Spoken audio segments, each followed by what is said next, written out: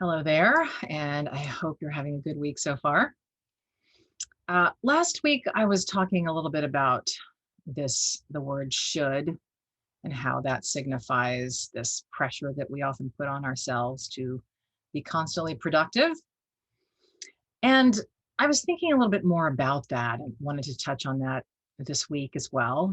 Something that I've also noticed during this pandemic, because I feel like, and I think I've said this before, the pandemic I feel like has been this great opportunity to really look at things from a different perspective, kind of look at how we've been doing things correctly or incorrectly.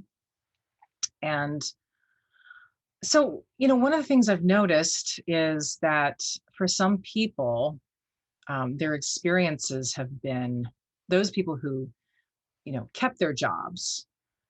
There's been a different way that their employers have handled this pandemic. There have been certain companies that sort of said to their employees, look, we realize these are extraordinary circumstances.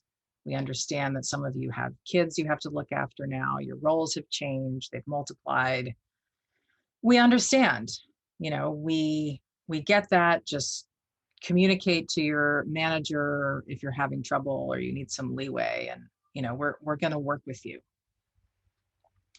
And then there have been other employees who have just sort of carried on as if there's no pandemic happening. It's almost like this cultural sense of denial about the whole thing. And in some ways too, let's say they've laid people off, so they're not in denial, quote, about that. So they've laid people off. The people who are remaining are taking on the workload of those people and having to step it up, um, as if our whole systems are not under duress right now. And so this has created a whole host of burnout issues from a lot of people. Now, something I've also said before is that, we already had a burnout culture going because people are being pushed to their limits constantly in a lot of workplaces. And so then you add this extra workload on top of, for some people, homeschooling, on top of taking care of, you know, perhaps elderly relatives or whatever has happened as a result of the pandemic. And then, of course, it's going to be impossible to work under that kind of pressure. And yet some people have managed to keep up somehow, but they're, barely making it. And I think this is so unfortunate. It's one thing I want to say. And I want to say another thing, which is that, if you are in that situation, if you are an employee who's suffering under this, this kind of just denial. I mean, denial might not be the right word, but a situation though in which your employers are really not acknowledging the magnitude of what you've been going through. My heart goes out to you, for one thing. And also, I think it's important that no matter how much you feel like you have to live up to those external expectations, that at the end of the day, you're doing more than enough. You were already doing enough before this pandemic happened, and you might be being asked to do the impossible, and so no one can do the impossible, and so maybe you shouldn't try. And I guess what I'm saying is that I'm giving you permission, not that you need permission from me, but I know that for a lot of people, there's this feeling that, oh, I have to keep going. I have to keep going. I have to keep going. And I'm saying maybe there are ways in which you can let up on yourself a little bit, allow yourself to take the risk of taking a few extra breaks or signing off early or just saying no when someone puts something else on your plate. I'm saying this because recently I had a client who, and this is just the most recent example, but she she started having some real health symptoms because she is working at the same pace that she had been working at before the pandemic, and she was able to keep it up. She has the stamina usually, and her workplace already has a lot of pressure that they put on their employees. But after this year of dealing with these stressors, a lot of which are invisible to us, they're happening within us. We're undergoing all of these changes, these transitions. We're not necessarily even aware of how much they're affecting us, except that we feel tired all the time, and we just can't handle what we used to be able to handle.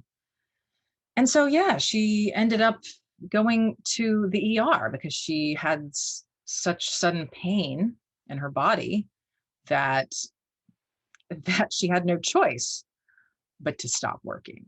And this is what I'm saying, is that a lot of times we don't stop until our body makes it impossible for us to continue.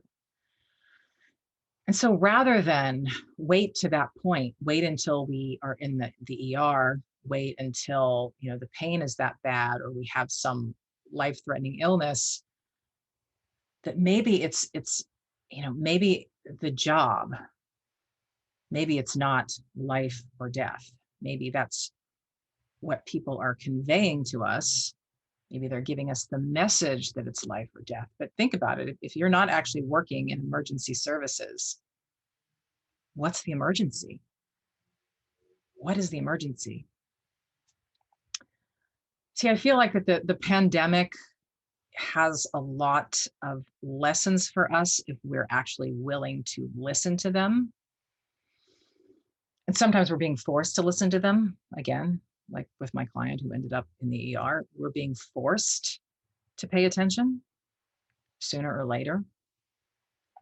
So if we could listen in a little sooner before it gets to the emergency situation and make the distinction for ourselves, what is an actual emergency? What is actually urgent in our lives? If it's making this deadline to get a document to the client, maybe that's not an emergency. And maybe if your employees are making you feel like it's an emergency, there might be a way in which you can either set a new boundary or begin to ease up on yourself a bit. Like, what's really important? There's a way you can ease up on yourself, even before or instead of having a serious talk with your boss. There's a way you can just let up on yourself, take the pressure off. What's really the worst thing that's going to happen? The worst thing that's going to happen if you keep going at the pace you're going is that you're probably going to have a health issue, right?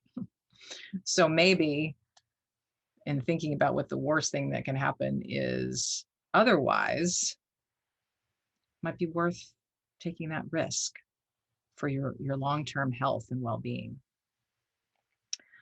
So it's just something to consider, because I have noticed this a lot, the difference in these environments. And again, in some environments, it's like, yes, we see you have all these extra burdens. We understand that. We want to work with you. And then these others that are just kind of like, what? Pandemic. And so if you're in that environment, I would invite you to see if there are ways that you can play with that. Play with some new boundaries, or giving yourself some extra time, some breaks, some naps, whatever it is, whatever makes sense, or just relaxing your body a little bit and reminding yourself that it isn't life or death. It's not that urgent at the end of the day. Because at the end of the day, you only have yourself and you only have your health. And that's the bottom line. So I hope that you have a great week, and I hope you do take care of yourself this week. And I look forward to seeing you next time.